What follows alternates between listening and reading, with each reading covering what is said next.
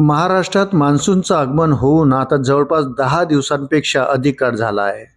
परंतु अजूनही राज्यातील अनेक भागामध्ये पाऊसच झालेला नाही.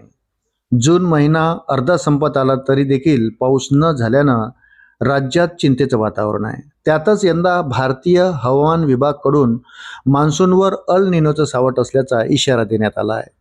यंदा मान्सूनवर अल निनोचा परिणाम होणार असून सरासरीपेक्षा पाऊस कमी होईल असा अंदाज यापूर्वीच हवामान विभागाकडून वर्तवण्यात आला आहे. भारतीय हवामान विभागाच्या नव्या अंदाजानुसार महाराष्ट्रात येत्या 20 तारखेपासून पावसाला सुरुवात होऊ शकते. 20 तारखेनंतर मान्सून संपूर्ण महाराष्ट्र व्यापण्याची शक्यता आहे.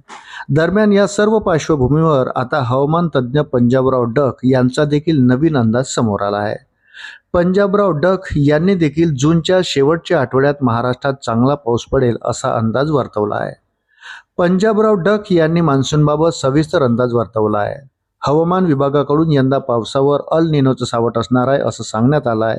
परंतु अल निनोचा पावसावर फार काही परिणाम होणार नाही असा अंदाज पंजाबराव डक यांनी वर्तवला आहे. 20 जून नंतर राज्यात चांगल्या पावसाला सुरुवात होईल. पेरणी योग्य पाऊस होईल असं पंजाबराव डक यांनी सांगितलं आहे.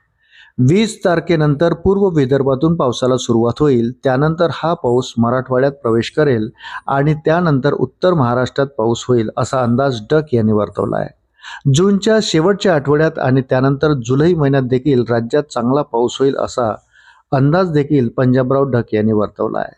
पावसात वाऱ्यामुळे खंड पडत असतो, परंतु हे वारे जूनमध्ये नाही तर जुलैमध्ये सुरू होतात.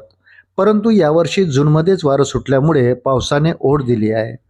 परंतु काळजी करण्याचं काही कारण नाही. जुलैमध्ये पाऊस चांगला राहील. ऑगस्ट महिन्यात पाऊस थोडा कमी होण्याची शक्यता आहे. परंतु त्यानंतर पुन्हा एकदा सप्टेंबर आणि ऑक्टोबरमध्ये परतीचा पाऊस चांगला होईल. त्यामुळे दुष्काळाची कोणतीही भीती नसल्याचं पंजाबराव डक यांनी म्हटलं आहे. अशाच नवनवीन अपडेटसाठी व्हिडिओला लाईक आणि चॅनलला सबस्क्राईब जरूर करा. धन्यवाद.